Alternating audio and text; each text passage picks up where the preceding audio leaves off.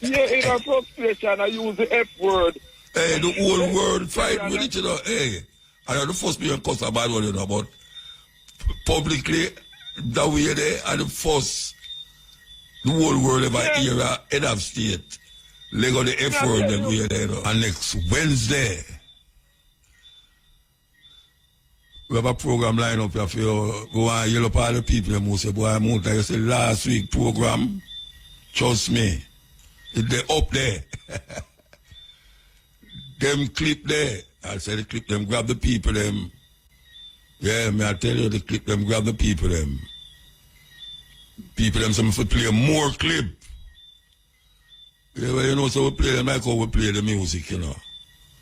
Yeah, because some music at 3 minutes, some music at 2 minutes and something.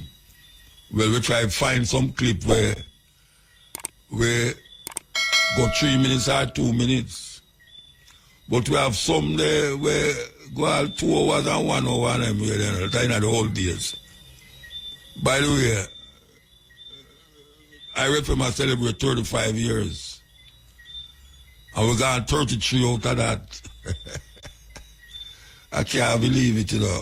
I can't believe it. Say I did this program here for 33 years. From Monday to Tuesday to Wednesday. Who remember when it used to come up on Monday? Yeah, and it come up on Tuesday. So it's stuck on Wednesday, I know.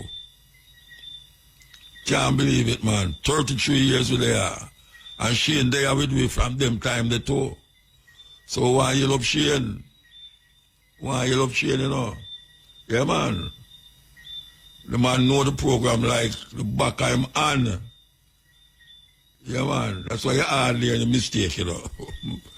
It's a whole heap of mistake make with you, you know, but between me and him, we know how to just curve the ball and make it work.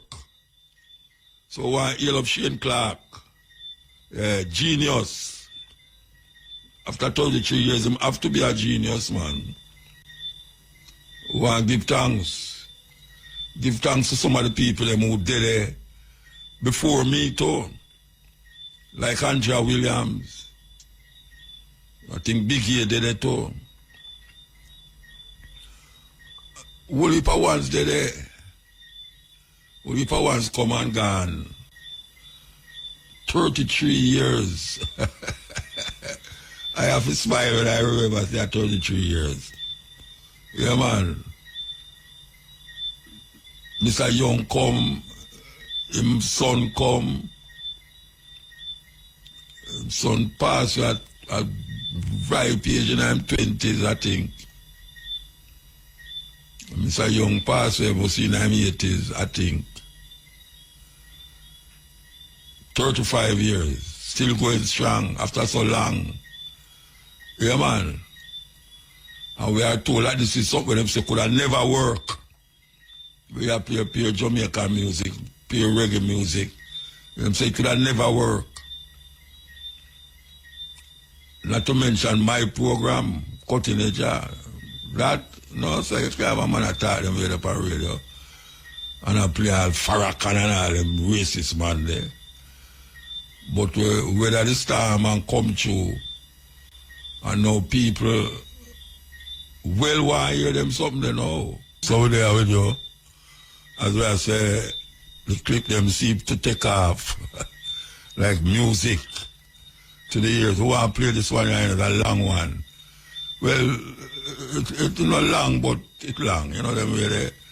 We're going to play this. Listen. Tell us what your own position as George Coyne is on evolution and intelligent design. Okay, my position as George Coyne, and I think it represents a significant number of Catholic scientists, is the following.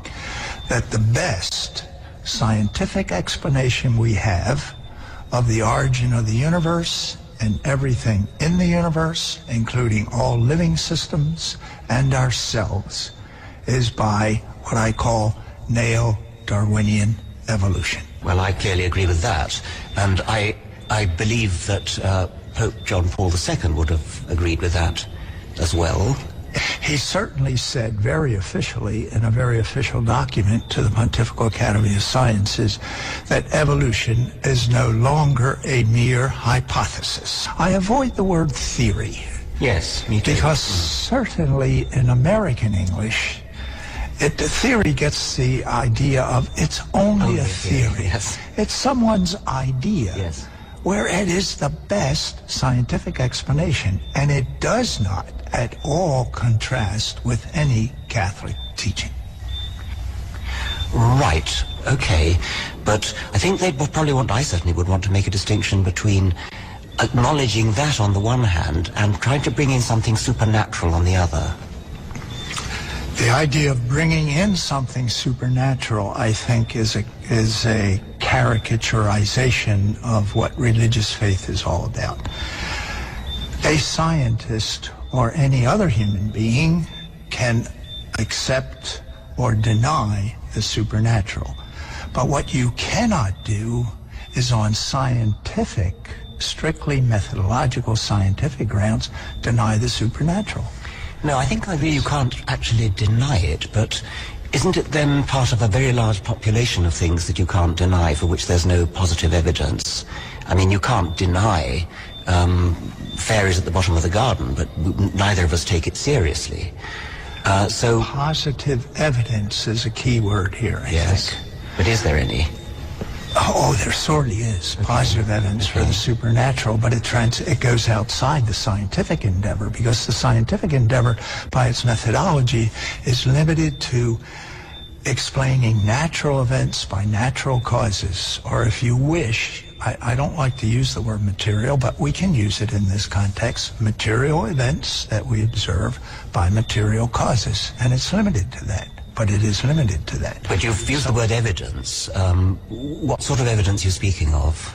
Well, I'm speaking of the whole traditions from, at least 2,000 years before Christ up until modern times, but the whole of Judaic Christian literature, of Islamic literature, of church traditions that have been passed on since the founding of the church, etc.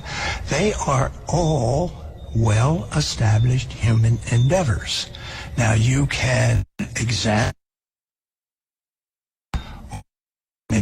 them and reject them, but they have to be examined. They are clear evidence outside of science. I mean, they're not tricks. Somebody is not tricking us into believing in the supernatural. No, but they're evidence that in these traditions people thought certain things, but that doesn't mean that what they thought was right. It's hardly evidence just that people for 2,000 years have thought something, is it? That is correct. That is correct. But if I examine what they've thought over this long period of times, I find that I can, without divorcing my whole rational structure, I can accept that. I do not find that I, as a person and as a scientist, am sort of schizophrenic. That is, I'm being strict about my scientific methodology, but I'm being juvenile. I'm being non-rational. I'm being non-inquisitive when I accept scriptures and church tradition and all that comes with them. I think it's coherent. Yes. You mentioned both the Christian tradition and the Islamic tradition. These are not the same. Buddhist. No, yes. So how do you decide which one? I mean, you're a Catholic priest. Why light upon that tradition rather than any of these other ancient traditions? It's because of my history. All of us have our personal history, which we struggle with. I mean, I grew up in a very Catholic family, okay? Does that mean that I've been duped? I grew up in a Catholic family. I went to Catholic school. But if you had been brought up in an Islamic country, you'd be a Muslim, therefore. Probably so. I mean, we are all subject to our personal histories. I can't deny. Well, we clearly are, but doesn't that undermine your feeling of validity of the one you just happen to have been born into? No, because this is a faith statement now. It's my firm belief that God deals with each of us in his own way. So the Muslim's beliefs which contradict yours are equally valid in his personal history and therefore That's a very challenging question. I would say there are ingredients of God's speaking to the Muslim tradition, to the Buddhist tradition, to the Catholic tradition. There are elements of God's true revelation to these people in all of those traditions. Each of us wants to make our own claims. I think it's always wrong for any of the traditions to claim that they have the absolute truth, that they are the ones that God really speaks to. I think that's a caricature of what happens, but it has happened in history, of course. We have to face that. Why don't you accept those things which are universal, like the existence of God? Why do you, in addition, accept those things which would be contradicted by these other traditions, like the, I don't know whether the virgin birth or some part of the Catholic tradition which is particular to the Catholic tradition? Because besides, believing in the existence of God, I firmly believe that God has spoken in a very special way, through the Jewish tradition up until the birth of his own son. I firmly believe that Jesus Christ is true God and true man, sent to us by God to save us. That's all my religious tradition, and I find that that is not incoherent with my life in general, and certainly not incoherent with my scientific pursuits. No, not with that, but with the possibility that you might have been brought up in a different tradition and would believe something that really did contradict it. Yes, okay, we're speaking now, if I could, sort of broaden the discussion, we're speaking about a very short period of human history, much less an extremely short period of cosmic history. Indeed, yes.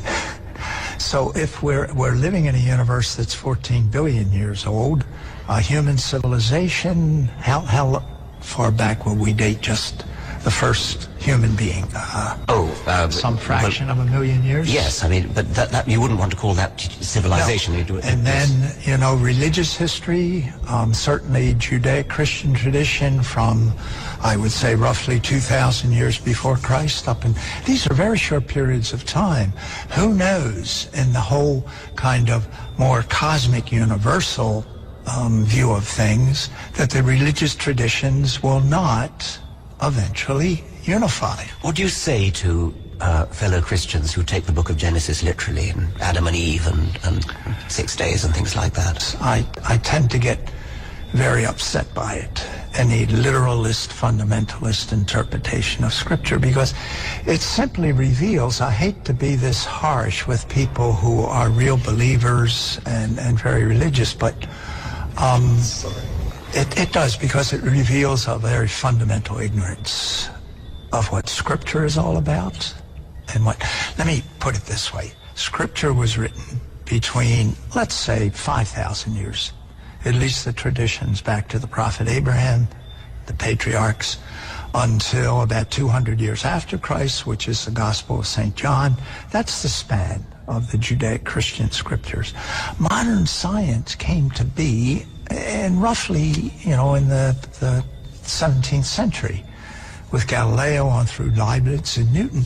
There is no science in Scripture. There can't be, because of that conflict of dates, but they had no scientific mentality. They had no curiosity about how old was the universe, how did various things come to be. But if the book of Genesis was written by fallible humans who didn't really know anything, in what sense is it God speaking to us? That's a very good question. We really truly believe that God, working through these various cultures, that these writers were inspired to give the foundations for a religious tradition. What that inspiration means, what it doesn't mean, is God was not dictating to these people. That's clearly absurd to think that. But they were people of faith and a deep religious tradition, and that God was really working with them, through their faith in creating a literature that would be foundational for future religious belief. I mean, What intelligent design? In fact, I call it the intelligent design movement. And what it is, it's a mistaken attempt to try and use science to establish the what I call the implications of science, that is going beyond science to the philosophical, theological interpretation.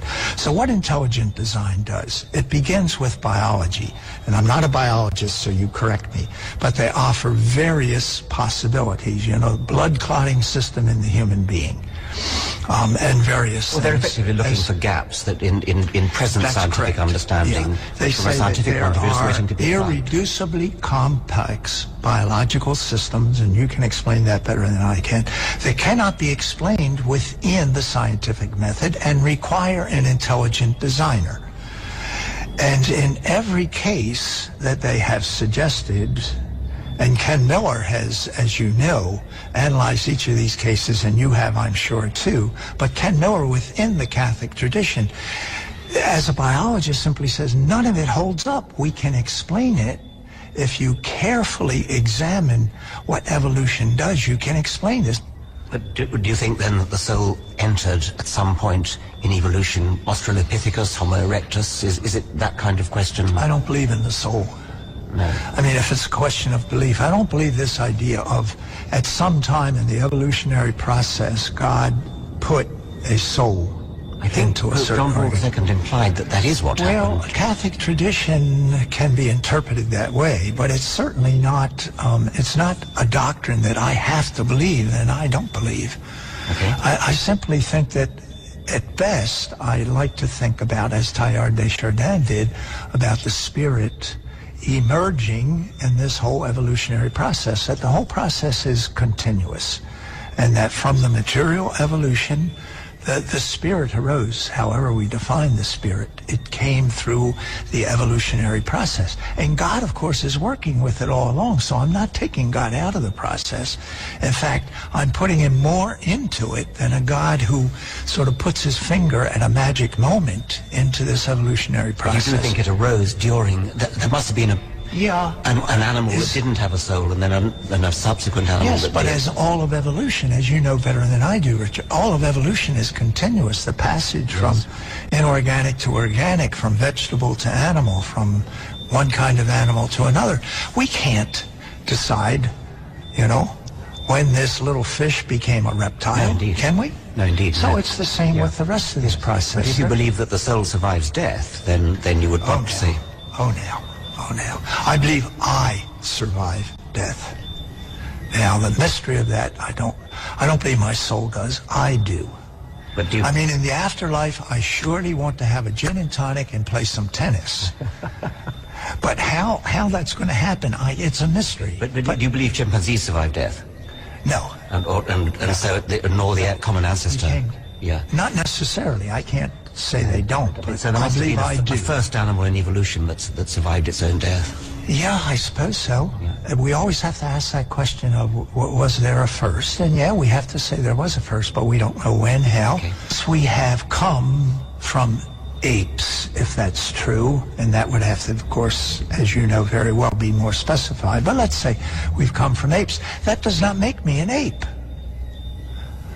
I mean that evolution is very creative and brings about and has brought about a human being that is not reducible to its antecedents. So it's faith and you can't question faith. That is correct. I cannot. No. It's too deep inside me. Thank you very much indeed. This was a fascinating conversation. Yes, well, I hope that never gone over the listener them head still. But it's whole heap of things that you unravel in that reasoning there. You know, whole heap of things. You know, faith and science, God and man. Yes, you have to listen to it carefully. And we know that it will go and pass a whole heap of one head. But it's very important that we play these things. Because you're going to go back up on it again in a different form, a different way, a different state. You know, so don't feel no way if you're a one that say, I will not Muta play. You understand? Because we don't hope people out there see that way there, they listen to them. I will not Muta play, Rasta. But it will come to you in time. Something when say, or what them say, will unravel in front of you. And then you're going to remember it. And I say, rotted. And then 3-4 years later, I say, Muta, remember that thing the way you play in about 2025 with the two man them a reason. One is a Roman Catholic priest. You can't play it again for me. Yeah, I have had many of that happen to me over the past 30 odd years. People come and try to remind me about something we are playing. And then I ask me to play it again. Because even though you hear it, but some people don't listen. Them hear it, you know, but them don't listen it. And that is the problem with African people. Them hear things, but them don't listen to things. And it's very, very important that you listen. Because you can't hear more than one thing at the same time. Yeah, you can't hear more than one thing. But when you listen, your brain's focus. Your brain's focus when you listen, you know. When you hear things, your brain's not focus. It go all over the place. You hear car drive, music play, bird tweak, this, that. The drops of rain for your house stop. You hear all of these things. But when you start to listen, you realize that you have focus. Your brains and your understanding start to it's like a ray gun. It's like it a pinpoint something. So listening is very important. Very, very important. And certain things go on over your head as we speak, you know, something gone over your head. And we say, maybe one of them day you're going to sit down and listen to it in your head and then say, right, you know, somebody hear that thing there already. I never listen, you know, I should have listened. Yeah, man. It's so it go. So it go. Listening and hearing is two different things. You know, it's like some people I say, they talk to some people and them say, you hear what I say? And then Jamaican people have a thing to say. You talk to them and say, you know, see what I say? All people I tell them pick that. You see what I say? And then not see and see it, or you're supposed to listen. So we don't say that because we know it's very important. It's very important to where we are trying to do. You know, where we are do.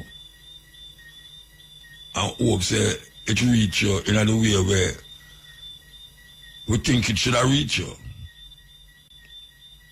Yeah. It boggles the mind sometime when you can unravel some things where you hear. But it's a less of a problem to the mind if you don't just hear it. But you listen. Yes, something sound like just mumble jumble when you hear it. But when you start to listen, you start to pick sense out of where you think there was nonsense. Yeah, that is how it goes. Sometimes you don't think that you think are nonsense until you start to listen. So that is really the message where we have when we play that clip that while ago. The necessity to listen is very, very important in how we are trying to get across. That's it. So listen to the voices. Listen and you will hear. You will hear. And it will make a whole difference about in your perception of things. Yeah, because that is what you search for. A perception, a understanding, a way. Yes. The we is very important. So, well, if you with that. So, here we go now, here we go. We want to play this. Alright, we want to play Ben Buchanan now. Here we go. I want you to listen. I want you to listen, you know. Don't just hear it, listen it. Religion is the deification of a culture. And God is the highest concept one sees within his culture or her culture. Now the devil, in Egypt there is such a thing as a good God and a bad God. It is called the law of opposites. The Chinese and other people call it the yin and the yang. But the good God is no better than the bad God because you need both things. You need good to know bad and bad to know good. So the law of opposites, you see, it is Judeo-Christian to consider that in this man is good if there wasn't something in him called the devil. Now how the devil got in there? Who put the devil in there? They now say sex is the original sin. I'm not going to give it up, sin or not. But all right. Who made the devil? God. Right? Because they say the devil was a good angel in heaven and he started to try to overplay God and God kicked him out. Who made him? Just, you see, you got to break things down and analyze and ask yourself, these theories, not facts. Nobody have ever seen a devil. Nobody have ever seen a God. God didn't write a Bible. Man wrote a Bible and put God's name in it. If you have a Bible that God wrote, please let me see it. Because I want to see it. Inspired men of God wrote the Bible. Aren't you inspired when you go to the bathroom? If you don't get an inspiration, you're going to pee all over yourself. You got to be inspired to go to the bathroom and get up from where you at when it's time to pee. You get an inspiration. Or you may get a perspiration. But you see, you are in college. And you must do some thinking. That's why you're in college, to examine anything. You must be inquisitive, and there should be nothing that you can't examine. Nothing.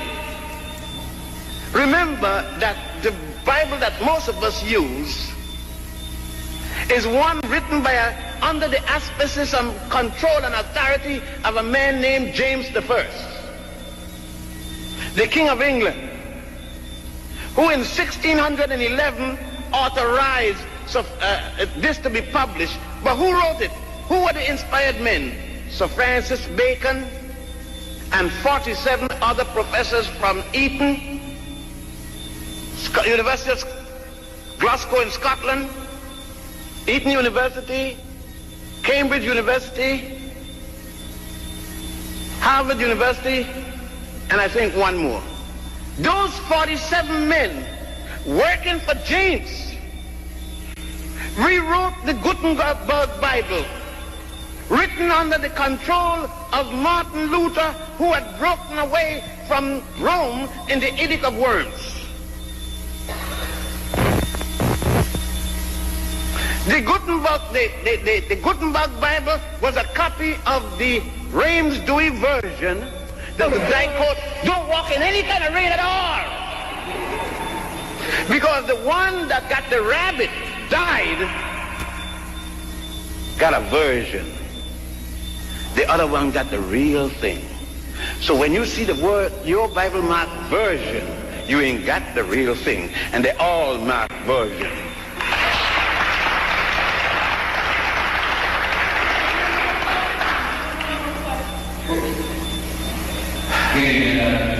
Yes, sir.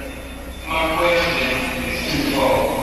And the first part of my question is, what is the reason that content after it is a different? Africa was a colony, a little enclave, about the 4th century, when the Greeks would come to Lesbos, now called Libya, to kind of put their ear to hear what was coming out of Egypt, because they were barred from coming in mass.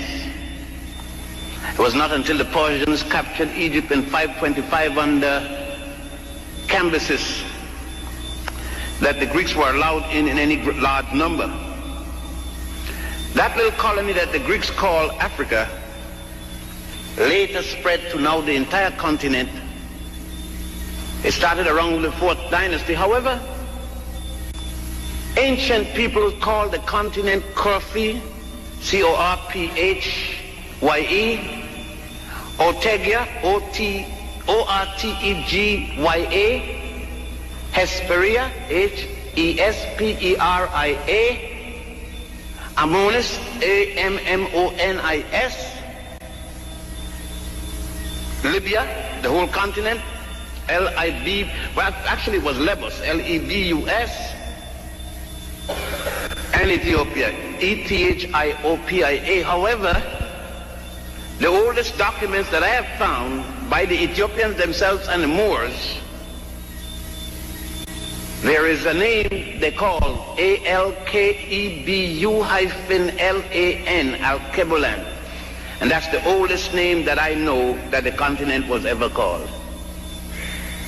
Okay, thank you. Thank you. Second follow-up question is, you know, if we go into details of the Holy Trinity and the Immaculate Conception. Well, first of all, what is an Immaculate Conception? The ancients never spoke of the hymen, H-Y-M-E-N, a thin membrane, very sensitive because of the nerve endings, that lays on the track of the vaginal canal of a woman, the colloquial expression being cherry. When they spoke of virgin, it coming from the Greek word virgo, meant original. It didn't mean virginity. Thus, when they spoke of a virgin woman, it didn't necessarily mean a woman who had no sexual intercourse with a man. That is the interpretation which the 219 bishops at the Nicene Conference of Bishops put into their concept, their distortion of Immaculate Conception. The ancient Egyptians said one more time. E-T-H-I-O-P-I-A. However, the oldest documents that I have found by the Ethiopians themselves and the Moors, there is a name they call A-L-K-E-B-U-L-A-N, Alkebulan. And that's the oldest name that I know that the continent was ever called. Okay, thank you. Thank you. Second follow-up question is, you know, if we go into details of the Holy Trinity and the Immaculate Conception. Well, first of all, what is an Immaculate Conception? The ancients never spoke of the hymen, H-Y-M-E-N, a thin membrane, very sensitive because of the nerve endings, that lays on the track of the vaginal canal of a woman, the colloquial expression being cherry. When they spoke of virgin, it coming from the Greek word virgo, meant original. It didn't mean virginity. Thus, when they spoke of a virgin woman, it didn't necessarily mean a woman who had no sexual intercourse with a man. That is the interpretation which the 219 bishops at the Nicene Conference of Bishops put into their concept, their distortion of Immaculate Conception. The ancient Egyptians said that a woman was immaculately conceived when she became pregnant at any one time without confusion as to who she is pregnant for. That means that she isn't running with two men at the same time in the 1 month from one period to the next, and she become pregnant, then she immaculately conceived, honestly, sincerely, without fraud with the man. But he must be in the same condition as her. That pregnancy is an immaculate conception. It is the distortion of that.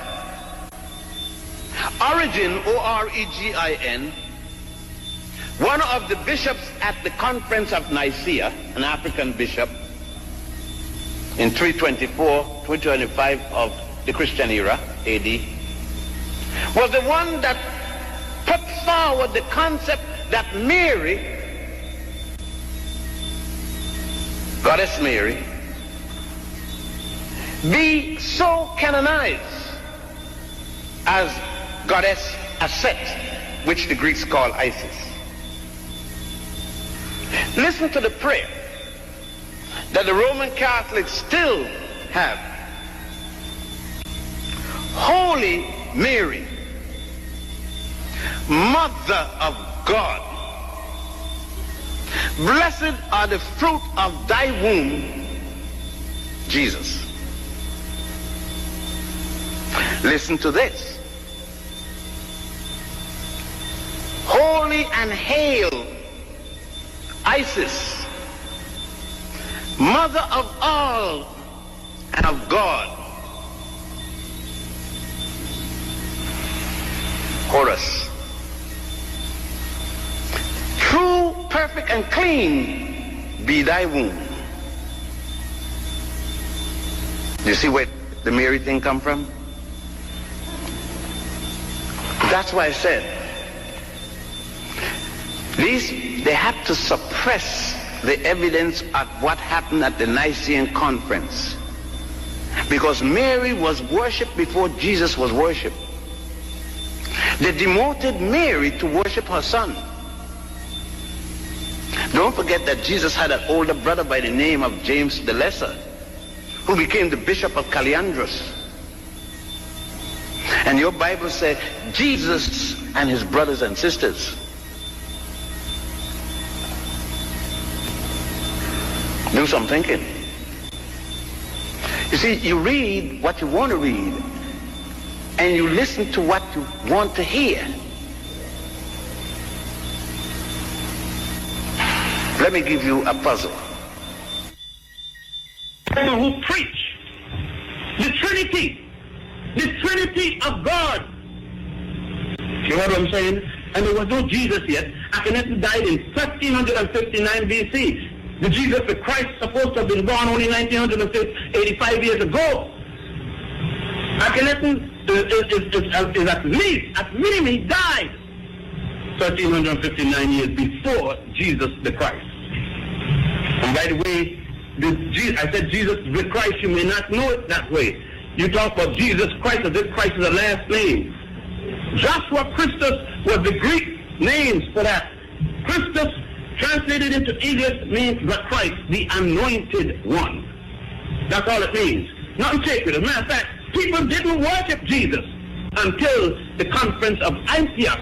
They worshipped the womb, the heaven from whence he came. The early people who later were called Christians at the Council of Nicaea in 212 years after he's supposed to have been that dead. They worshipped him suddenly. But before that, they worshipped his mama. They worshipped the womb from where he came, heaven. The Roman Catholic still continues. Holy Mary, Mother of God, blessed are the fruit of your womb. Right, so, yeah, Ben, you cannot talk about certain things. Couple weeks ago, I give the listener them homework for do. I don't know how much to do it. But what I asked was that you should go to a Roman Catholic priest. Go to a Roman Catholic priest and ask him what become of the communion that you take. The Eucharist or the wine that you take when you go to the Roman Catholic Church. What become of that thing that you put in your mouth and you make the sign of the cross over it in your mouth, Father, Son, and Holy Ghost? What become of it? And I did tell you that according to the Roman Catholic Church, it literally become the flesh and blood of Jesus.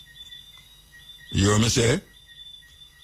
Literally become the blood and flesh of Jesus. No. This is the next one. Here, when you can talk about Mary, and one of the things they say, Holy Mary, Mother of God. Holy Mary, Mother of God, you know.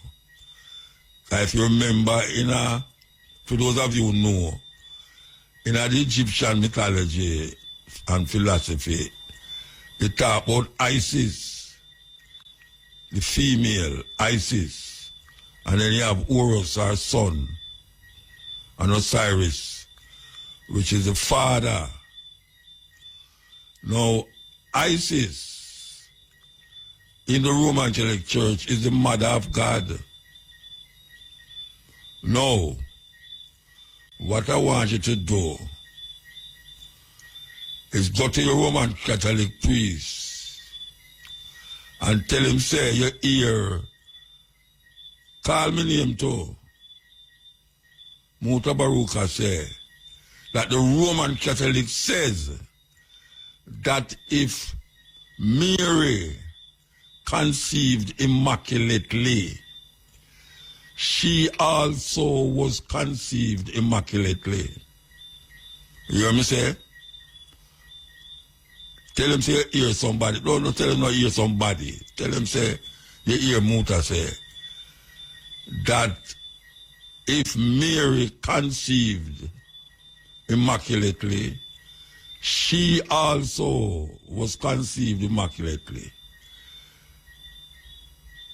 And hear what the father say. Make sure you go to a father, you know. Not a little guy right up and down the place with a call himself preacher, you know.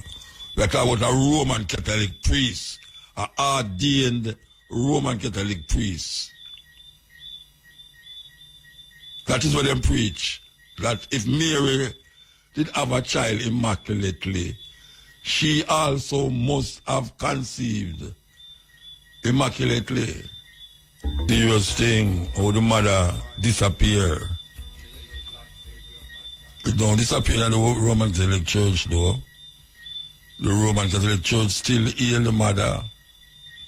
And not only that, when you go in a purgatory and them something there, you have to go to Mary, you know. Yeah, you have to go to Mary. All these things, them, well, I telling them people are easy, you know. All them things they teach at church, you know. Yeah, man, that same Mary where them sell it 2,000 years ago. You have to go to her before you can go anywhere. And when you grow big, you realize how weird and funny and just stupid and just weird these people are. Yeah, and when you grow big, you realize, but wait, at this them really have me believe in her. At this them really have me believe in her, Rasta. And you can imagine, 1 billion people have followed the Pope. Not to mention the one them who just go to the church and don't even know nothing about the Pope. Yes, 1 billion people have him as a vicar of Christ. Means say him represent Christ on earth.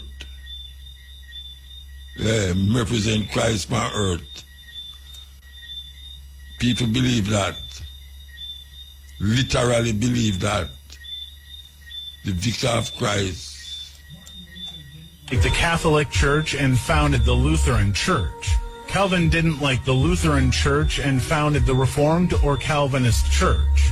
Henry VIII didn't like being denied Catholic marriage and founded the Anglican Church. John Smith disliked the Anglican Church and founded the Baptist Church. William Miller didn't like the Baptist Church and founded the Adventist. Ellen G. White really liked what William Miller said and founded the Seventh-day Adventist Church.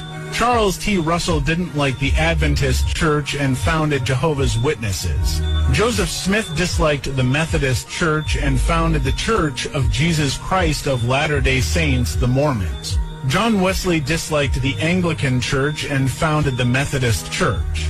Some pastors didn't like the Methodist Church and founded the Pentecostal Church. Many did not like the Pentecostal Church and founded thousands of churches like Stop Suffering, Assemblies of God, Light of the World, etc.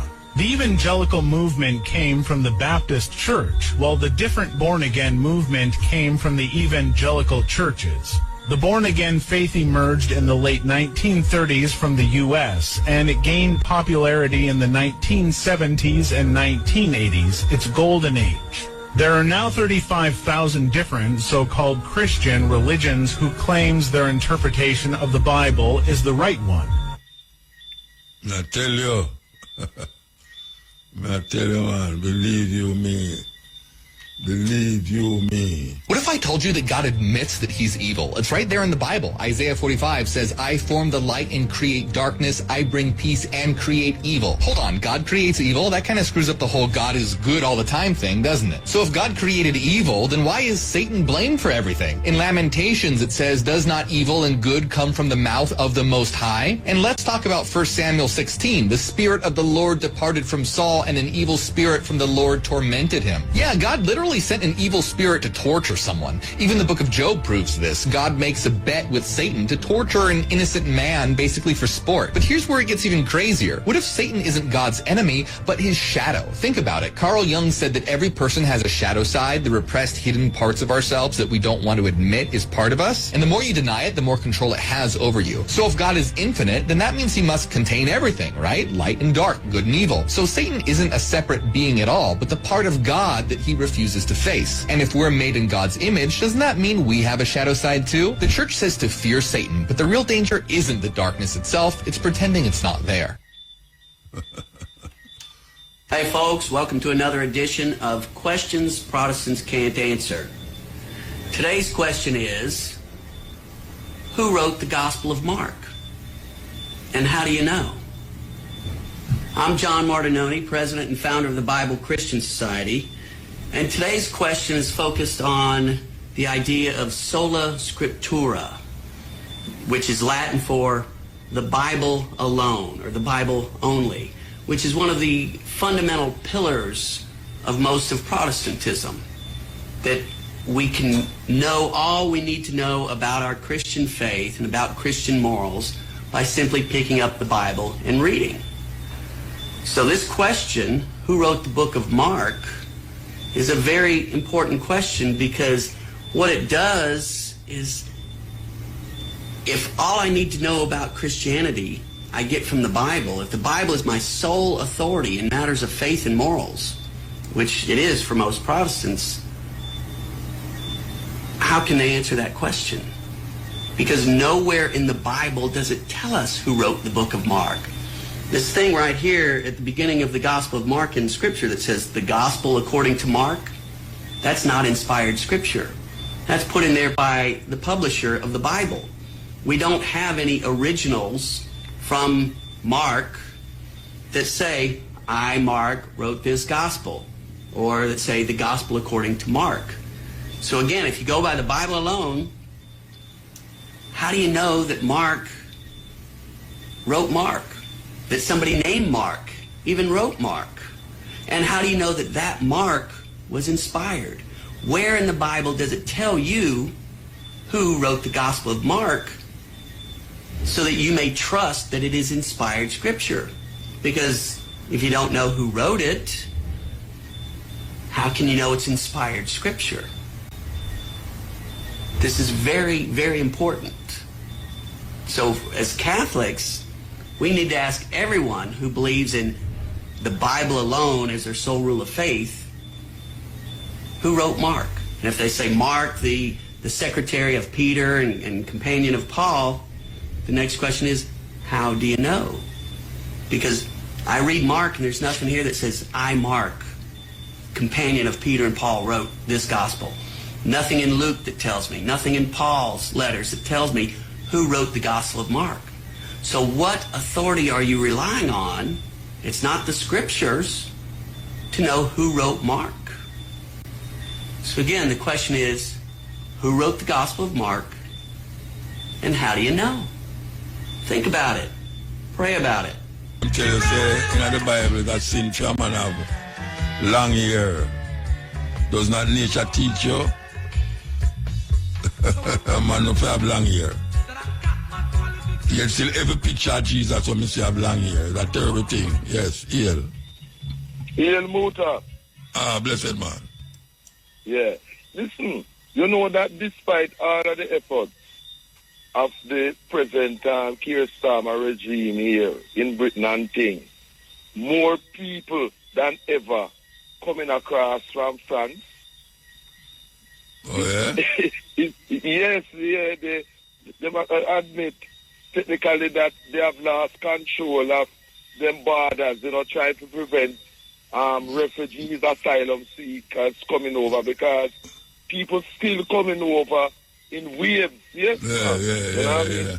Because you know, Muta, you see when people make up their mind and determine to go to a place, them go there, Yeah, of course. Yes. No matter what. No matter what.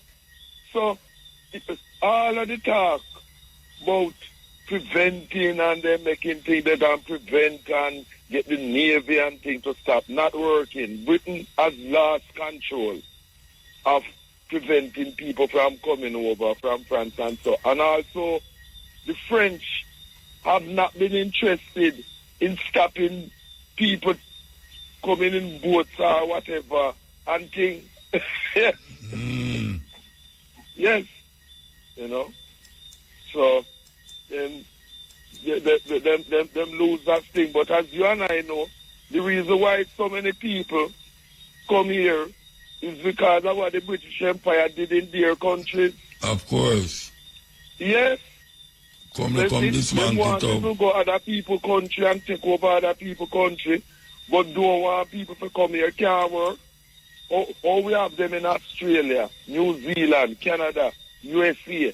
All of them go and invade and kill the native people and take with them land. And then when people want to return and come now, them don't like that. Can't work. Can't have them kill. And them make the people them land miserable too. For exactly. Living and them colonize it and, poison it and all them something there. True, and only take away the raw materials and deliberately don't have no farm and industrial development because them don't want them countries that have any good standards of living and them things there. Yes, and things. And Muta, we talk about it more time and things. But you see African religions and spirituality, like Obia, and in Haiti them call it voodoo and things, they must be legalized in Jamaica. Because you and I know that the reason why the English them did say that Obia is illegal and things is because those African religions were used to inspire the rebellion. Africans like Taki in St. Mary rebellion. Yes. Rebellion. Yes, you know what I mean? So same way, with me say the Christians and Muslims in Jamaica and elsewhere I go vex when me say things like that. But our African religions, Obia and other things, must be legalized and recognized in Jamaica. Yes. And I want to tell you something, I want you for the reggae artists, them perpetuate the madness about Obia too, Yes, true. Because them come out of Christian mindset. And even the Rasta one, them, when them are saying, them talk about Obia in the negative continuously. Yes. I never hear them have nothing bad to say about Christianity. No. It's true. You know, this Christian thing. You know, one of the things that we shake them up to, you know. We say, what about people in the world who never know nothing about Christianity? And dead. Dead before and them dead, know about it. Yeah. The vast majority of people in the world never know nothing about Christianity and Islam and things. So what happened to them soul? What happened to them and them thing there? Nonsense. It's religious imperialism. Want to terrorize people with them religion and them things. You have millions of people who did born and pass away. We know nothing about Jesus Christ or Muhammad and them thing there. So I say, because them never know them go to so-called hell where them go. Well, that's why we keep playing all of these tapes by Ben Buchanan and people like Ben. Dr. Ben. We play them to make people hear say, I know me when I say it, because when them hear me say it, them I say, Muta talking foolishness. Them like say, are you alone? I put it on make it but up, it's the truth. Yeah. True. Dr. Ben, man, no old elder brethren did some great work showing these things. And as you and I know, the 10 so-called commandments is 10 out of 42 from our African ancestors. They call it negative confession. A long time I don't play it, you know. Should I play it tonight, yeah? Yeah, man, you play it again because you know it go. You know, you play certain things and then you ease off because some holy things to play and then you circulate it again. And the next thing, Muta, you and I and people like us here, we are here to receive reparations on behalf of our ancestors. It's not going away. We're there. You know? Yeah. Yes, because my great-great-grandmother and father, who the English them give the name, Charles and Sarah Hill, in the time 1834 was Africans. Them was in Manchester, coffee plantation. Them never get any reparations and things. So I, as their descendants, I'm here today just like you, as descendants of your ancestors too, or Africans. We are here to collect reparations on their behalf. Yeah, as I talk about that, it's what kind of demonstration Mr. go on in England there. Everybody about them flag. Happened? No, what happened is that there's a group, protesting on behalf of the people in Palestine, in Gaza, and that type of thing. Okay. And them trying to ban the organization. Oh, yeah. Yes, because they do not want people to protest on behalf of the people who are dying in the West Bank and in Gaza, etc., and so on. So that, which is very, very wrong. Them don't want any protest. In other words, any protest must only be for the Israelis, but not for the people who are suffering. Yeah. And that cannot work. And you notice, Trump with him like saying destroy Iran's nuclear capabilities at the 3 places. A lie, you know.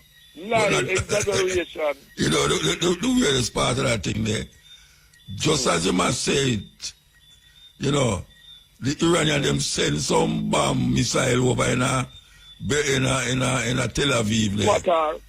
In a Tel Aviv, yes. In a Tel Aviv. Right there in a Tel Aviv. And today, last night, man, them send some more over there, man, that they might try to show him, say, look here, man, you think, say, Iran has some little pure, we're not exactly. It's like him feels, him done them by joining in and things.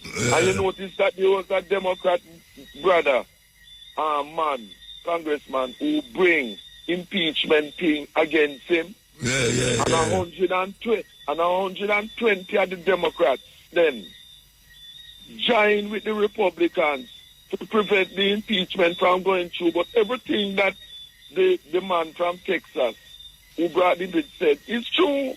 Yeah. Because that war thing when him do is illegal. Well, you have to take a break. Yes, Muta. Muta, you know that after our ancestors, our African ancestors won, then rise up and win them freedom in 1834 in Jamaica and the rest of the Caribbean and things. That and got no reparations. But the racists them get 20 million, which was 40% of the annual budget of the British government at the time. That my great-great-grandparents, Charles and Sarah Hill in Manchester, them had to buy land because they wanted more land from them farmer enslaver, a boy named Napier in API yard. Can you imagine that? Well, I don't know still. Them say a government land and them say the people had to buy, they had insult to injury, had to buy. And at the time, because I see the documents and things, it was paid in coffee because it was a coffee plantation in Manchester. So certain amount of coffee as payment. And I saw where my great-great-grandfather made the X to show, say, in paying that amount of coffee. Yes. And our people don't get nothing. And they have some idiot people don't want me and you another Pan-Africanist to talk about reparations. No. But I want to tell you something, all right. According to them, government land, the people supposed to be the government, Precisely. But, so them want, we know, to buy the land from the politician them who say them I represent me, which is the government, and give them taxes. Me must pay taxes for my own land, because government land, and me are the government, me are part of the government, and me are going to pay some politician. Why must, who design taxes for land were owned by government? Why you should have paid taxes for land were owned by government? It's not a private ownership. And we are the government, because Marcus Garvey saying that the philosophy and opinions of Marcus Garvey, there can be no government without people. So therefore, government must be an expression of the will of the people. And no private politicians, exactly as you say. It's true. We must pay. You want a piece of land for build a house, pan. And them say that a government land. You must go to government now to apply for the land, pay taxes on the land and all them something. Why? Why you pay taxes on the land? Who invent that? Who invent that? White people invent that. Exactly. Them invent that as a way of stifling and keeping down our the farmer slave them, yes. We never used to pay taxes for land in Africa. And then TNP and GLP continue with the same practice because if they was dealing with anything to the rights of the people, they would say, no, this is a racist thing to keep down African people. Yes, it's true. None of that supposed and you have to go build house again, you have to go run water, you have to go run light. And I mean, pay for the light, yes, pay for the water because they must supply the water and the light to you. But at the land, I know they pay more. Exactly. About land tax, property tax. It's true. And Muta, we have to keep pressuring on that. That's the Lego and then thing there. You know what I mean? Yeah. And that is why we say the philosophy and opinion must be in Jamaican schools. I see one is I praise some European girl about she write so-called book about Marcus Garvey, court case and things. As Marcus Garvey said, philosophy and opinions, no non-African can write about we. Only we can write about ourselves. Who is write it? Tell me who is write it. You see the video where Andrew won it some European female. All right, about Marcus. Yes, about some court case where they did win in Jamaica. What we want is the philosophy and opinions of Marcus Garvey in the schools. We don't want no non-African can write anything on our behalf. We write for ourselves because it's our story. And everything them want to come in and control our people mentally and otherwise. None of that. See? And what Andrew wants to do is to make the philosophy and opinions a part of the curriculum, right? Instead I praise up this European female girl, but she are right and helping to record our story. Only we can record our story. We Africans. No, non-African can do that. Only we can do that. You know what I mean? So you did say Leroy Gibbons there, right? Yes, man. My brethren, man, the type of boy had heart attack, studio there, and over. Come from Gregory Park. I remember me not telling you in 1987, we did bring in when Arrow Sound did come in. Oh, yeah, you talk about it already. We talk about it. Yeah, man. I tell you, the amount of people where fast, quick, you know, every month. Yes, irrespective of age, you know what I mean? Yeah, irrespective of age, you know. And we'll tell you about Carlton Brown there, who was in my era, technical there, who passed away, you know, throat cancer. But he's gonna be buried in Jamaica, you know, and in July. So I will give the details because I know what the Kingston technical people of that era will want to go and thing, you know what I mean? You know. All right. Yeah, man, but me love how the Iranians them I deal with them, you know. And you see it, Muta, the Chinese, the North Koreans and Russia realize that they have to help Iran. Because if they don't help Iran too, it's more pressure upon them. Yeah. I think say the Russian them have some Iran weapon them are stuck where. Yes, I think man. so. The Iranians make drones and things them where them use in the war in Ukraine and thing, you know. Yeah, man. There are some of them are used for Israel in Tel Aviv, and some of them are used in Tel Aviv there. Yes, definitely. Yeah, man. But I see so they move the one them where Trump go after. I think they move them before the bombing thing they go on, you know. No, man, they must move, man. They must move because you see from him a threaten. They don't know Obama and them thing. They never know idiot and thing. I tell the people they must leave to run. Tell them must leave to run. A madman.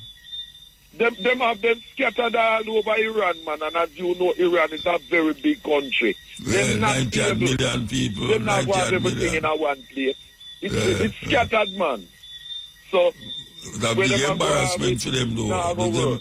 You know, before that, they talk about the bomb them with them having with them alone have them kind of bomb there. Yeah. The we can penetrate the earth 200 feet. Yeah, penetrate. Run, jump and run up in mouth, man. You know, they start cause so-called bad word. The man cause some... in a frustration, I use the F word. Hey, the whole world fight with it, you know. Hey, I know the first people cause a bad word, you know, but publicly, that way there, and the first... The whole world ever era head of state. Lego the F word them way there, though. Him is one of a kind. Him is something else. And him is a convicted criminal. Convicted felon. I tell you, the USA, and you know when my big brother in LA tell me, he must say, we must make the distinction between the No Kings movement, which is people in the States who say them don't want Trump, no king, this is rule America, yeah. And also the ICE, the resistance against the ICE thing, because in California, it is the Mexicans, you see, protesting against the ICE thing. Yeah. And so, yeah, because them all on mostly. Yes, it's the Mexicans them deport.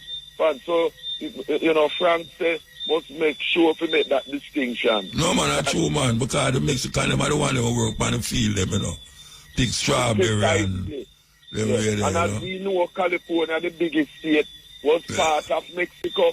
Yeah, and 55% and Texas too. Texas too. Yes. Yeah, and many other states, Arizona, Florida, and so, because 55% of what is the 50 states in the USA was part of Mexico. This war against them youths to teach them language from the Mexican. And they want to tell people about truth, all right. Yeah, man. Just go and keep up the good work, Muta, because just people like me and you and Cabo and other Pan-Africanists do the work. Because it's constant education. So keep on keeping on. Yeah, man, we are going to every time. All right. Yeah. Yes. Pleasant good night to you and also to Radio. Thanks, man. I want to condolence to Gibbon's family because I'm a real singer, you know. Yeah, man. Paying dues.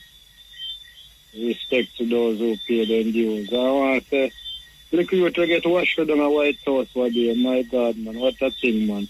Yeah. Sad. Rough, man. You know, so me pass the school one day and I look for the school thing there. The Jane come right across in front of the school, you know, because the school there right at the seaside. You mean the school on Westmoreland there? Yes, man. Okay. The seaside the school there, you know. So the Jane come across the school there, so I don't know, big Jane, you know, man. So you can put some railing on it too. But they don't have it to jump over. You understand? Because you know them constantly go jump over. Put the railing on even some pipe reel up and make it not too happen again. Oh God, man, it's a burden star. Burden, yes. Burden. Imagine I send a youth go to school, man, and hear say that happen, man. God, Mr. Man, you feel it, man, is a weird. Most. So I go on up top there. How rain are you up there? Rain fall every day, man. Rain fall every day, man. Rain fall in a season, man. What? Rain fall in a season, man. So when I lie, me I tell you. No, I'm not say I tell a lie, but it not fall every day. Fall someplace every day. No, but you can't tell. You ask me how it's going up in my area. You say it fall every day. Then that me say so where tell me say about rain fall every day. So you make you go tell me so now like you want me to tell you say I tell lie on yourself. Me no in a them. No, but if me tell you say rain fall every day, you tell me say rain fall every day, fall every season, in season. So that season, man, if it fall every day, whole place will flood out, man. Earth. Me say, which part me live, rain fall every day. Which part you live, rain fall every day? Where me live, in my yard, rain fall every day. Right, who is me to say me not did it? No, then you know the way I come contradict what I say for. The judge as a sinner, man, and I can't take no more sin for me, you know. Sin for me, you know. Yeah, we'll not tell me about me rainfall in season. You think what they see rain our different to foreign people I tell you about a rainy month, rainy time. Them things that done with now in the earth. Rainfall when it won't fall. Yeah, that may I say for true, but they don't see man neck up the place now. Rain have no special time to fall again, you know.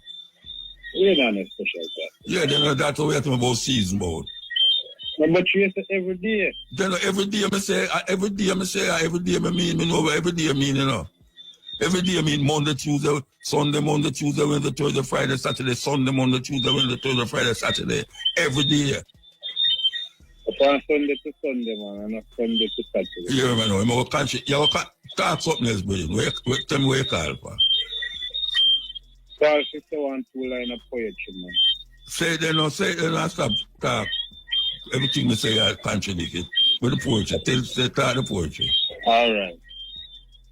I, Jeffrey, have to smoke my herbs from January. Now January is over, February is here. I've got to plant my herbs to get it to burn right through the era. March I start to chop my herb passer. Live for a worldly casa. My string of herb must come first and not last. April my herb them look well.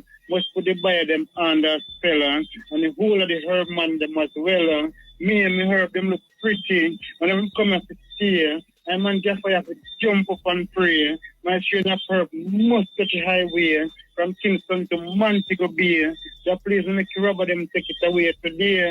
Because tomorrow will be June. That means I'll be getting some herb soon. They plan to go make a still in the afternoon. I look more the night to light not too bright from the moon. I can't afford for them feel I look like cartoon. Because next month is July, and them hurt people love to lie. When them look right in your eye, when them bush a spy, but somebody are going to die. I go to the plan to make a first cut to back at December. Thanks for your time out and always respect. Always tune into the program. Bless you, man. Give thanks. Give thanks. Bless. All right, so we're going to play this thing out. This one we're going to play, we have been playing for years. It come from 42, what them call it, Confessions. It's from Kemet. This is where the 10 Commandments come from. Historically, this is where the 10 Commandments come from. The one we have in your Bible, where them say, God gave Moses 10 Commandments. Well, this is the original 42 of them, and them take out 10. You know, my whole heap of music. But you don't know I'm a Gideon time, don't it? Why you love Willie, you know? Yeah, why you love Willie Williams? Trust me. The Church of England once owned a sugar plantation on Barbados that profited it about £5 million a year in today's money. They purchased slaves from West Africa and subjected them to inhuman treatment, including having the word society branded on their chests with a hot iron to show that they were the property of the church. Previous Archbishop of Canterbury actually chaired the meetings approving the purchase of more slaves for the plantation. They were needed because so many had died as a result of their inhuman treatment. The church also enslaved children as workers too. The wealth the church enjoys today and its ownership of vast parts of the land and real estate of England and its prestige is because of this shameful blood money from the past. The Catholic Church and many of the popes were no better, abusing the innocent and forcing them into slavery. People often trust religion, religious people, and the church. They shouldn't. It has little, if anything, to do with God or Jesus. It is a human system spawned, controlled, and dominated by men. It is responsible for atrocities throughout history, even up to our present day. Yes, take heed. Take heed. Listen well to what I have to tell. Serious, serious things. Okay, here we go again. The Israel in the Bible is not the same Israel as today. And I know what you're thinking, and you're already jumping into conclusions, but hear me out. People are over here fighting and debating over a misunderstanding of what Israel actually means. They think that the modern Israel is the same as the Israel God promised in the Bible. It's not. In the Bible, Israel means two things. First, Israel was a person. In Genesis 32, Jacob wrestled with God, literally fought him all night long. And after that, God changed his name to Israel, which means he struggles with God. Second, Israel became a nation. Jacob's 12 sons became the 12 tribes of Israel, God's chosen people. But hear this out. They were not chosen because of their land. They were chosen because of God's promise. The nation of Israel existed under kings like David and Solomon. But guess what? They lost their land. They were exiled because they turned away from God. Fast forward today, Israel was founded in 1948 as a political state. But that's not the same as biblical Israel. It's not ruled by biblical law. Not everyone there is a descendant of the 12 tribes. And the land does not define God's people. Faith does. So when people think that defending modern-day Israel is the same as defending God's chosen people, no, you're missing the whole point of Scripture. God's Israel was never about land, but about a relationship with Him. The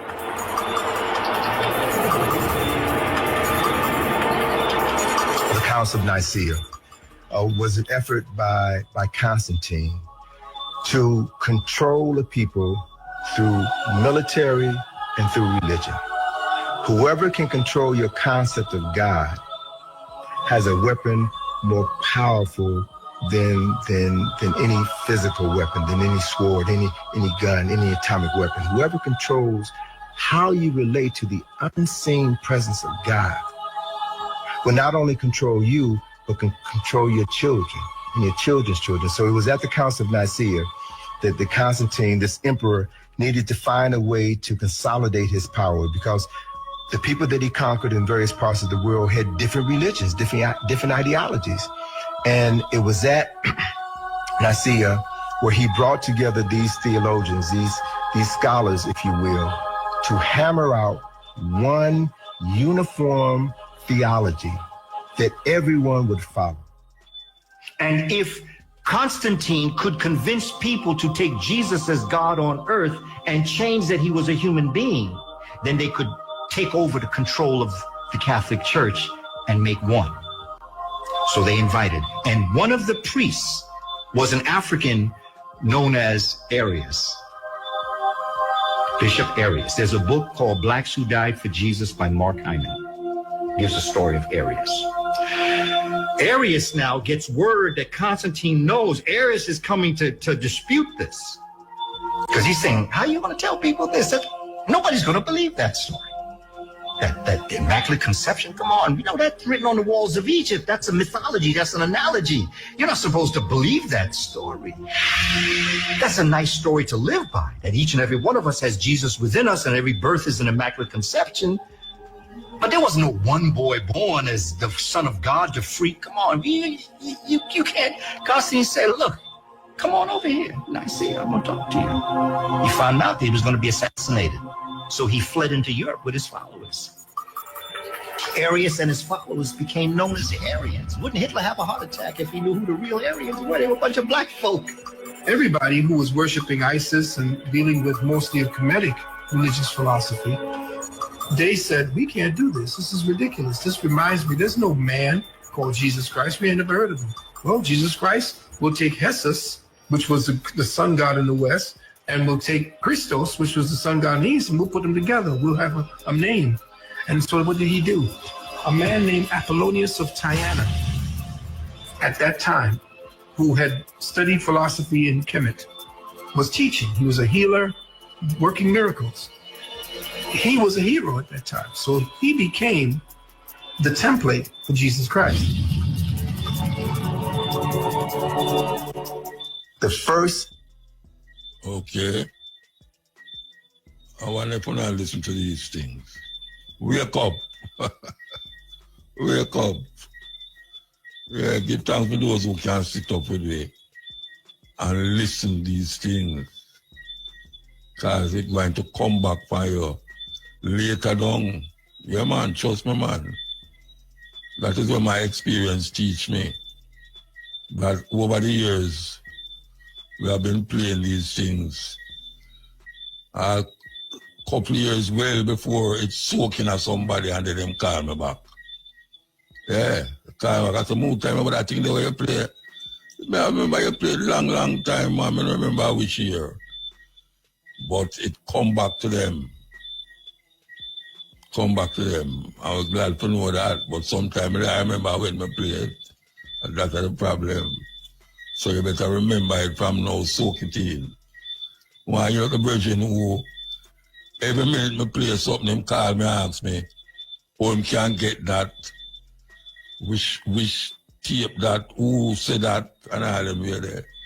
Long time him I listen, long time. When you rum lane, you know. Rum lane, why I tell you, man, you stay with me, virgin. You stay with me. The following are true stories. May 26, 2003, Aaron Ralston was hiking. A boulder fell on his right hand. He waited 4 days. Then he amputated his own arm with a pocket knife. On New Year's Eve, a woman who was bungee jumping in Zimbabwe, the cord broke. She then fell into a river and had to swim back to land in crocodile-infested waters with a broken collarbone. Claire Champlin was smashed in the face by a 5-pound watermelon being prepared. I guess things could have been worse. So go ahead. Tell me that you're having a bad day. Tell me about the traffic. So when you shovel this feel heavy, stand up straight, lift your chin. Hell, call it exercise. Remember that life is a gym membership with a really powerful. You are alive. That's what the man talking about. You are alive. Enough.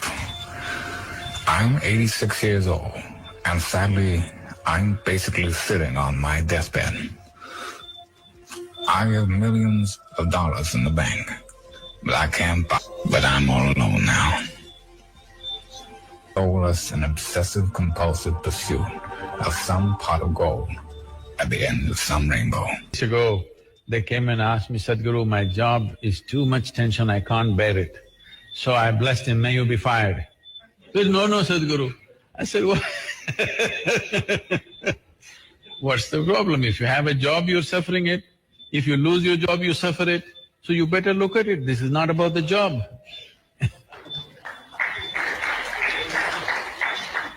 Right now, we need to understand this. Your tension, your stressfulness has nothing to do with the job or the work or the business situation that you're conducting.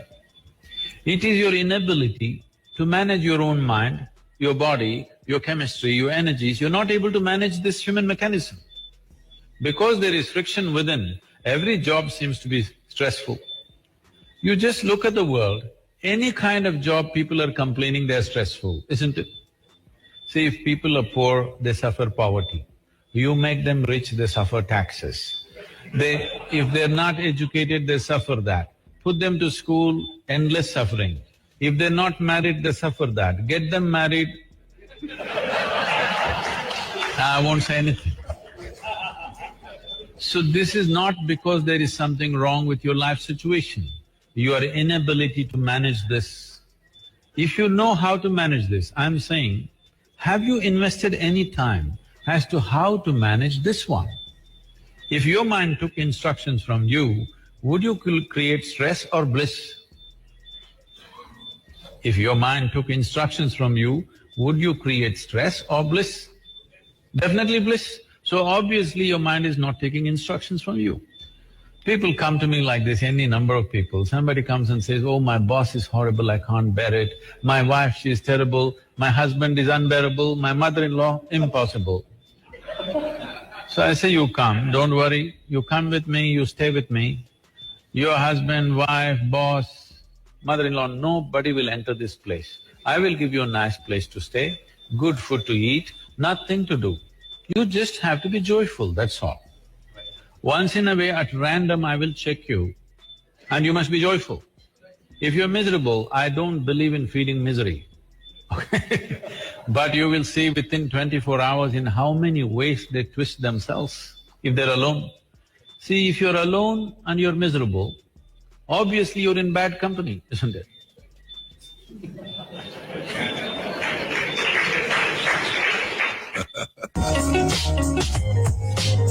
That's funny. That is very funny. If you're alone and feel miserable, it means that he's in bad company. Yeah, that's great. That's good, that's good. If you're alone and miserable, it means that he's in bad company. At the age of 56 from pancreatic cancer with a capital of $7 billion. These are just some of his last words. At this moment, lying in bed ill and remembering my whole life, I realized that all the recognitions and wealth are insignificant in the presence of imminent death. As we get older, we get smarter, and we slowly understand that whether the clock is worth $30 or $300, they both show the exact same time. Whether we drive a $150,000 car or a $2,000 car, we will arrive at the same destination. There are 5 facts that cannot be denied. 1, don't educate your children to be rich. Educate them to be happy so that when they grow up, they will know the value of things and not their price. 2, eat your food as medicine. Otherwise, you will have to eat your medicine as food. 3, the one who loves you will never leave you. Even if you have 100 reasons to give up, you will always find a reason to hold on. 4, there is a big difference between being a human and being human. 5, if you want to go fast, go alone. But if you want to go far, go together. All right, we have to play over that. We have to play it over. Listen this very carefully. Steve Jobs died as a billionaire at the age of 56 from pancreatic cancer with with a capital of $7 billion. These are just some of his last words.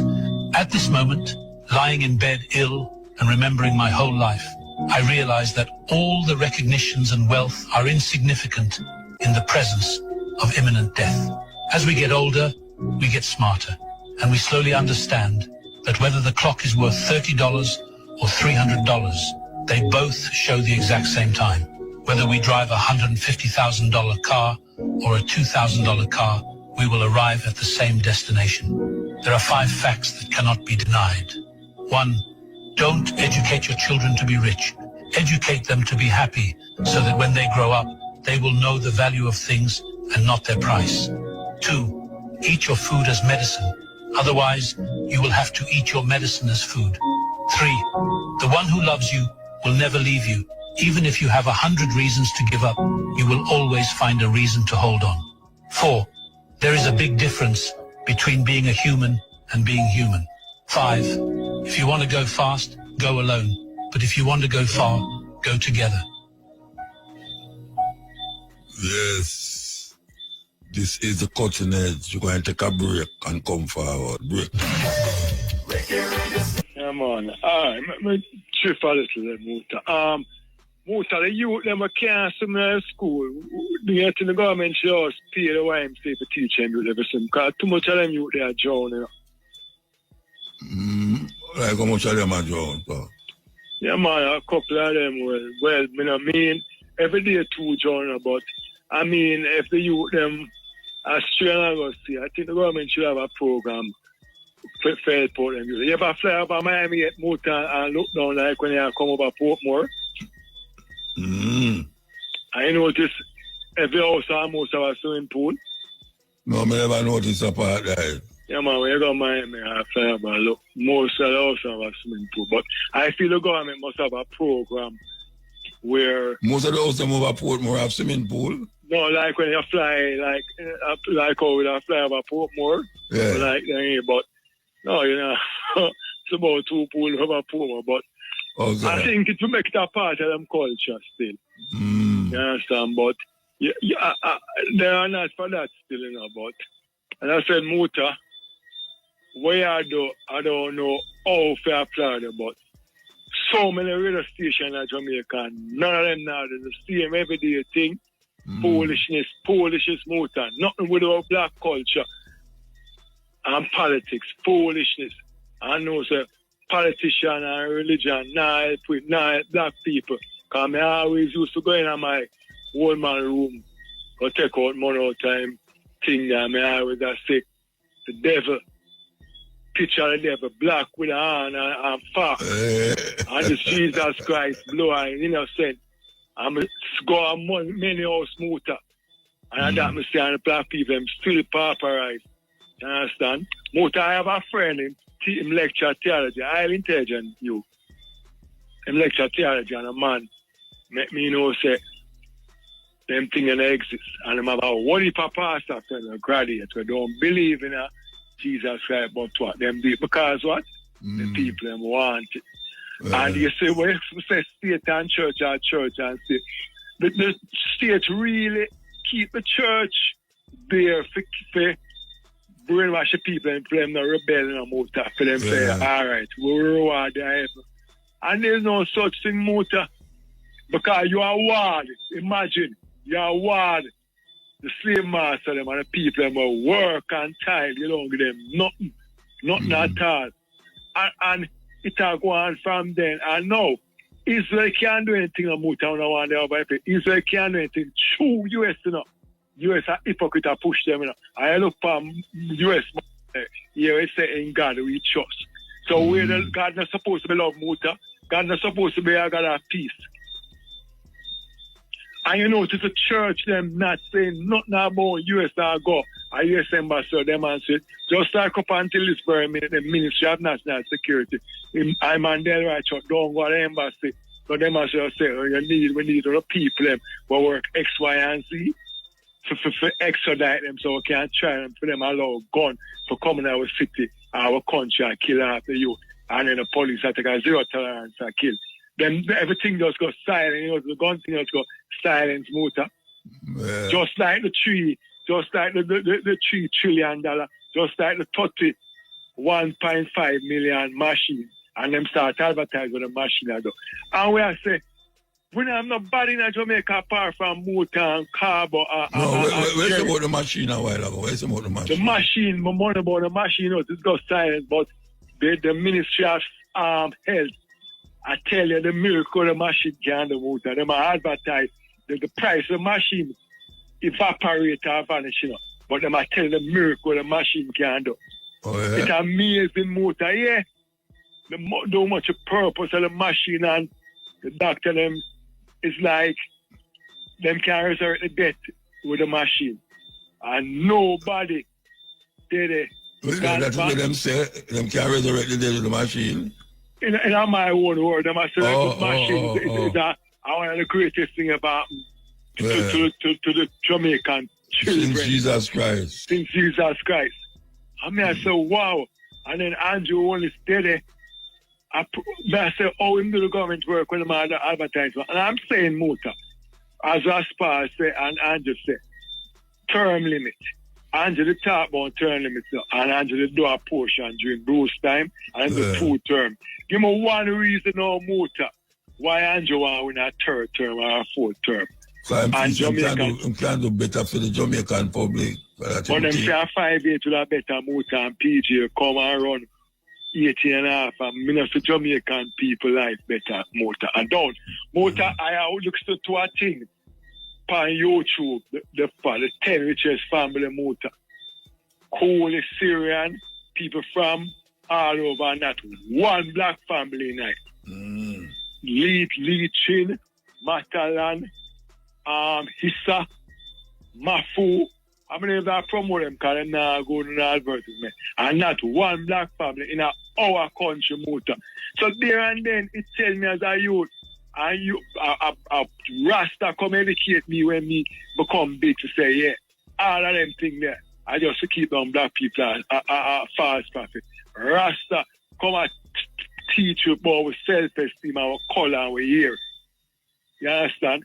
No white man, no politician, none of them come save Jamaican people. I ever tell them out there, every time the politician come near me in the lane. And I say, wow, that's how you talk for me. I say, I'm good. And I say, wow, them people do anything for money. You know, one reason why Andrew want to win now, and what is it now PNP can do after them? I already do 18.5 years, and the people in life no better motor. Tell me now, Jesus Christ. The unemployment gone down. The unemployment gone down? Yeah, that him say.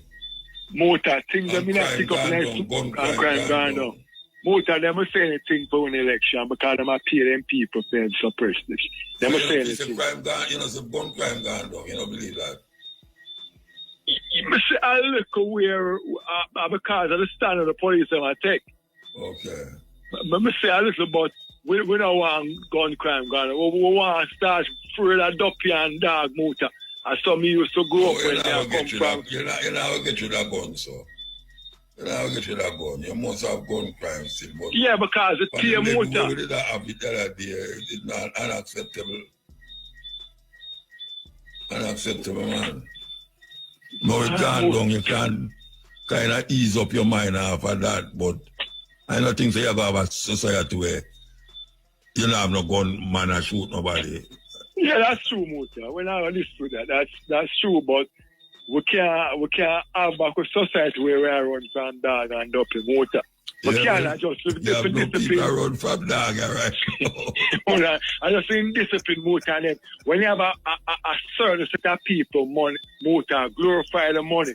Yeah. And the people on Maxwell Avenue, Spanish Town Road, Waltham, and downtown, go downtown, behind KPH and see the sewage water around like Dunsville.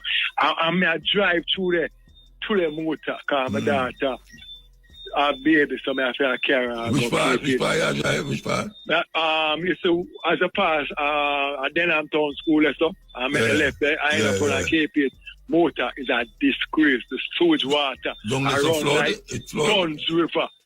Motor, I bet you 100 tons around like and the police station, the right on the police station, just for 100 meters. When you make a left turn, so before inside you go straight for go Tivoli, you make a left there, so. And me I said, and the motor. The saddest thing about it, the era motor, the era is so filthy and run on that when I come back with my daughter, I show my daughter to him, I tell my daughter to the mirror, here I used to walk, go Majestic and go theater, my friend, man. The era are better. So, who represent these eras? Politicians. From them time, where am I get a thing called constituent to fund to improve the constituent motor. The turbo motor go down there, turbo, and then the leader like PG, Bruce Cullen and Andrew is supposed to hold them MP accountable for the development of the year. They just come on TV and tell about job description and go silent motor. We're responsible for them. When our funny mouth person, Desmond, yeah. Mr. Motor, it's a shame, not the rubbish. It's worse than River Town City Motor. Not change motor, the style walker broke your foot. I pass on a Raytown. And Raytown worse than when we used to live down there right now. Over the years, not change. But motor, I tell my daughter we used to take 62 bus and every bus and we live all up, ready and come down. And I go market. It's like you want to go market with your mother. You want to go to the railway station. I tell a motor, I say, where's the improvement? And then we are talking about crime. And motor, it's just a rubbish now you have a box, If you're not disciplined enough, you have to show it, And the leader them will go this big high school is supposed to be highly educated. But I'm say, we don't need an educated person, we need people with vision. We're supposed to set the example. Motor, the man, them abandon the era. I went my era. I don't know Peter Phillips motor. I never see Peter Phillips run out none of my era yet. Never. I mean, I thought the more of my live and so never the two piece. Never ever. I mean, about them man I get a salary a month. But motor, election are forward now. Motor like the man them leave the place, string off with red thing. It's string off with green thing. I mean, I say, black people, BLACK, black people, wise up now. We can't expect change and do the same thing over and over. On our lunatic, wise up. And the leader now, all the MP, them comfortably in a motor. Them not having the people that live in a spoil and filth and dirt and mess. And you want the people about new, a different mindset. And you say, wow, and these people I get 300,000%. And when they retire, them get the same amount of money, Then can I talk about 17,000 minimum wage or whatever, and you sell the generalship motor. For them pay go up to 1,000,000%, but it don't make inflation go up, but when the little man forget money, the inflation go. We have to move though. But motor quickly, remember biz up two nurse the motor. Nurse Camden, nurse Tina, and nurse Ellington, and security officer security officer Miss Brown. All right, good time. Yeah. People them are big up motor. Yeah, Irish. Cool. Break time.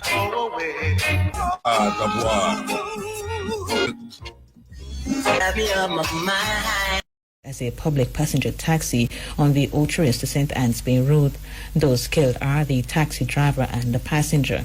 Police have not yet established a motive for the double murder. Based on preliminary reports, 4 men, including the driver, were aboard a taxi, and upon reaching Mama Bay, 2 passengers asked to be let off at the intersection to Greenwich Acres. The 2 men who exited the vehicle reportedly brandished guns and opened fire on the driver and the other passenger, killing them before fleeing the area.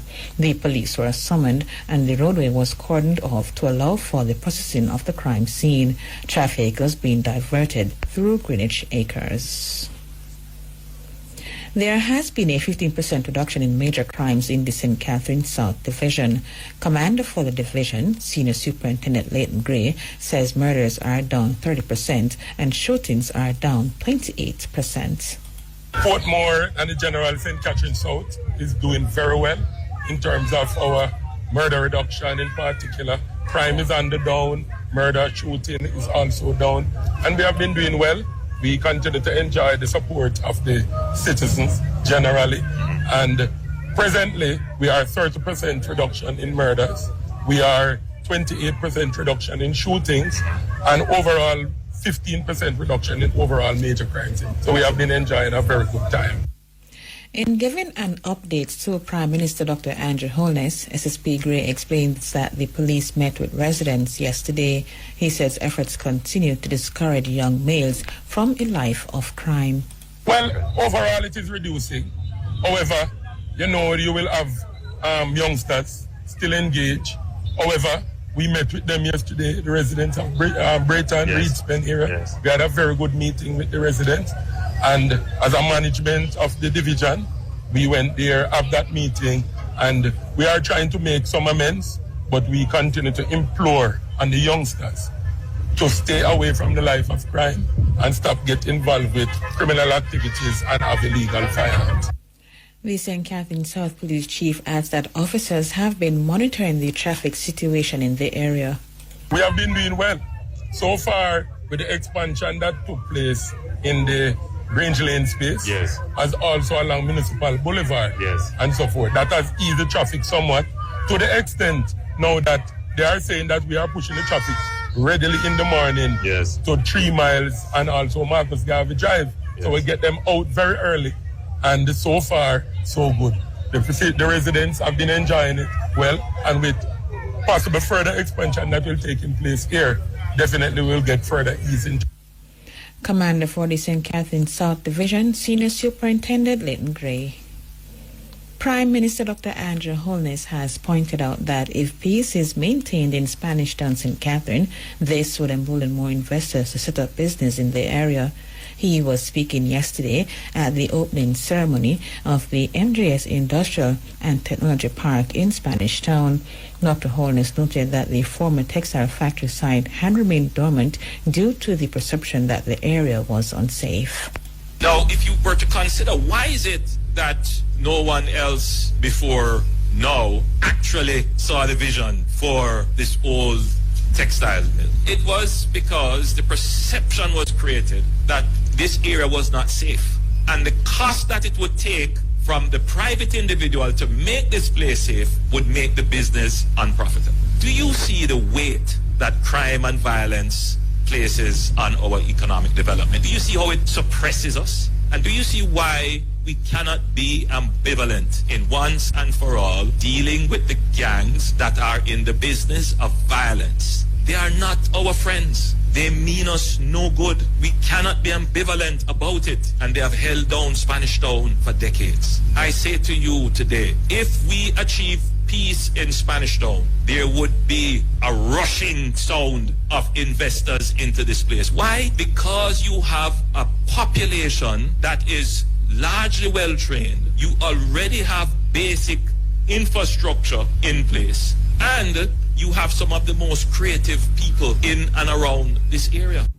Dr. Holness stressed that the authorities have been making significant gains in tackling crime and violence in Spanish Town, adding that criminals will not be allowed to prevent law-abiding citizens from achieving their goals. So the government's strategy, which runs parallel to our economic strategy, is our strategy for peace. The less than 1,000 criminals who make Jamaica be perceived as unsafe can be easily addressed, and they have been largely addressed. And we will not relent in ensuring that those less than 1,000 people prevent the 3 million people who either are Jamaicans or people working and living here achieve their dreams and aspirations for self-fulfillment. I cannot be clearer about our strategy. Jamaica will attain peace as we have had peace in our country up to the 1960s, when our murder rate was the equivalent of that of the United States, less than 3 per 100,000. We will get back to that, and we will get back to that within this decade. Prime Minister Dr. Andrew Holness, he described the over $50 million facility developed by Muslim Group as a meaningful chapter in Jamaica's journey towards reclaiming its industrial ambitions. A correctional officer is to reappear in court in October on charges of child assault stemming from an incident at the Metcalf Street Juvenile Center in Kingston on February 12 last year. Charged is Andrea Ricketts, who is employed to the Department of Correctional Services. It's alleged that the correctional officer gave instructions for a ward to slap another child in the face, causing his eardrum to rupture. Following an investigation by the Independent Commission of Investigation, the Office of the Director of Public Prosecutions ruled that Ricketts should be charged with causing a child to be assaulted contrary to the Child Care and Protection Act. Yesterday, Ricketts was placed before the Kingston and St. Andrew Parish Court in relation to the charge. He was bound over for the next court appearance on October 13. A targeted three-pronged strategy will guide the selection of beneficiaries under the $1 billion Solidarity Program. Through the program, thousands of vulnerable Jamaicans will receive one-time cash grants of between $20,000 and $50,000. To be eligible, persons should not be receiving benefits through the Program of Advancement through Health and Education, PATH, the National Insurance Scheme, NIS, and Social Pension Program. Those who received reverse income tax credit are also not eligible. Speaking at the program's launch this morning, Labour and Social Security Minister Pernell Charles Jr. said beneficiaries will be identified through referrals from community leaders and civil society, direct outreach by ministry teams, and self-referrals by eligible individuals. We will select beneficiaries for the Solidarity Program through three main channels. First, members of Parliament and civil society will work together to provide referrals, of course, with our Solidarity team. And we will rely on the deep community knowledge that our MPs have, along with the network that the civil society groups, NGOs, churches, faith-based organizations have to help to identify and to recommend in total 30,000 of the 50,000 individuals who are most in need. Secondly, the ministry's team, which will comprise of at least 40 liaison officers specific to the Solidarity Program, will be working across the ministry, across the country, to carry out targeted interventions. This will include mobile drives, community visits, and daily engagement at our parish offices. And third, through self-referrals. Eligible individuals will be able to apply directly using an upgraded, user-friendly digital platform built on the CARE system with full support from the Information and Communications Technology Authority. And this approach ensures that no matter where you are or how you're connected, there is a clear path to access. Labour and Social Security Minister Pernell Charles Jr. Entertainment Minister Olivia Green says a health component of an insurance scheme for creatives will be launched soon. In her contribution to the sectoral debate in Parliament yesterday, Ms. Grange noted the concern many creatives have about inadequate insurance coverage. To address this, the Jamaica Entertainers and Creatives Insurance Plan was launched last November with features similar to the plan for athletes. The plan currently covers life and personal accidents. So the Jamaica Entertainment and Creative Insurance Plan covers life and personal accident for over 3,750 entertainment practitioners who have been verified as bona fide practitioners on the National Registry of Entertainment and Creative Industries practitioners. And we have an e-registry where they're asked to register. So the plan covers death benefit, permanent disability, dismemberment depending on the injury, with accidental medical reimbursement of $50,000 under the personal accident plan. I am proud to announce that the group health component of the insurance plan will be launched shortly. Ms. Green said the soon-to-be added health component will cover, among other things, telemedicine, consultations, and overseas emergency services. The plan will include doctor's visit for routine medical, telemedicine, specialist consultation with or without referral, psychiatric, psychological care, direct access to gynecologists and ophthalmologists. Other benefits include diagnostic procedures such as laboratory and x-rays, surgery, maternity, overseas emergency medical services, and combined dental and optical. So it's a wide range being offered. They also will get support for prescription drugs, and I'm encouraging practitioners to combine all of this with JDIP and NHF and the other programs provided through the Ministry of Labor and Social Security. And we will help them to access these programs. She urged creatives to sign up for the insurance scheme so that they can benefit from the offerings. So, very shortly, persons in the entertainment industry and the creative sector will be able to take their health card and swipe their health card when they visit the doctor. Entertainers, however, may, if they require additional benefits that they can afford to pay for, the flexibility exists where they can top up the offerings that's being provided through this plan. Now, if someone wants to go to Tony Thwaites instead of KPH, they are free to go and pay the additional. But we have provided that base service that every practitioner should register on the e-registry and make use of this opportunity. Entertainment Minister Olivia Grange. Persons living on government lands will be able to legally acquire those lands after 25 years if the People's National Party forms the next government. That declaration was made by opposition spokesperson on land, Nathan Cousins, during his contribution to the sectoral debate yesterday. He said, according to the law, persons living on crown lands are unable to acquire these lands until 60 years have passed. Mr. Cousins said modern times call for a review of these laws. A person in adverse possession of crown land was unable to prove possession unless they reach the 60-year mark.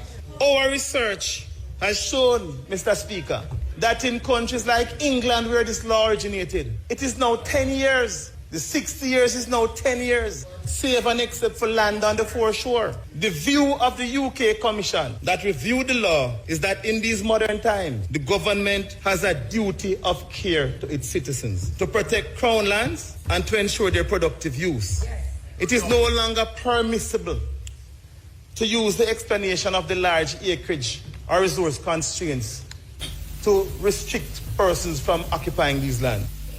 Mr. Cousins said under a PNP-led administration, a reduction from 60 to 25 years will be implemented, with those lands on the foreshores remaining at 60 years. Under the next PNP government, we are proposing the reduction of 60 years to 25 years. Save and except for land on the foreshore.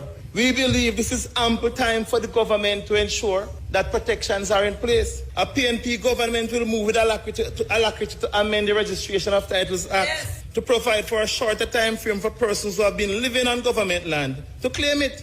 The same rules that apply to the private owner must be commensurate with those that apply to the government.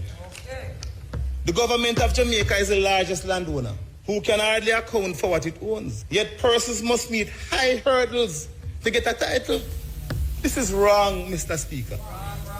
And we committing to put an end to this. Noting that many informal settlements are being serviced by utility companies, Mr. Cousins stressed the need for strategies to be put in place to enable long-standing land occupiers to secure ownership. Many of these informal settlements already being serviced by utility companies may have benefited from infrastructure upgrades and intervention by various government agencies, including members of parliaments and councillors. It would therefore be hypocritical for us as leaders not to formulate a workable strategy to formally enable long-standing occupiers to acquire these properties that they have possessed for decades. In simple terms, what it means, Mr. Speaker, is that the next PNP government will oversee what could be considered as the single largest transfer of wealth from the state to the people by formalizing and correcting a 192-year-old system of injustice that was meted out to the Jamaican people time come for us to put Jamaica first and to ensure that our people achieve true economic independence. Opposition spokesperson on land, Northern Cousins. The International Monetary Fund, IMF, says Jamaica's current fiscal monetary policy mix places the country in a good position to respond to the various downside global risks should they realize. This was detailed in a statement by the Monetary Fund today. It said on June 12, the Executive Board concluded the Article 4 consultation with Jamaica and considered and endorsed the staff appraisal without a meeting. According to the release, over the last decade, Jamaica has successfully reduced its public debt, firmly anchored inflation and inflation expectations, and strengthened its external position.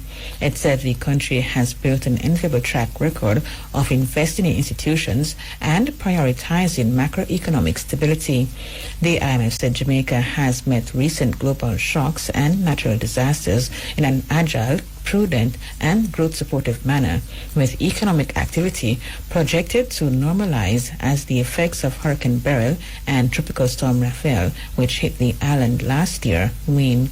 The IMF noted that extreme weather events could affect economic activity negatively. However, it pointed out that Jamaican authorities are implementing sound macroeconomic policies in the context of strong policy frameworks.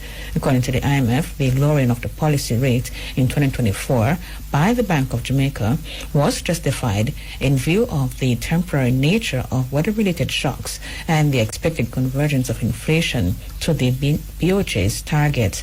The Monetary Fund said Jamaica is in a good place to respond to possible global risks due to the country's fiscal monetary policy mix. The search for the 11-year-old boy who was swept away by flood waters in White House, Westmoreland, was paused today due to inclement weather. Reports are that on Monday, the boy was making his way home after school at about 2:30 p.m. when he fell in a gutter and was swept out to sea. Members of the security forces and residents have been searching for the child since then.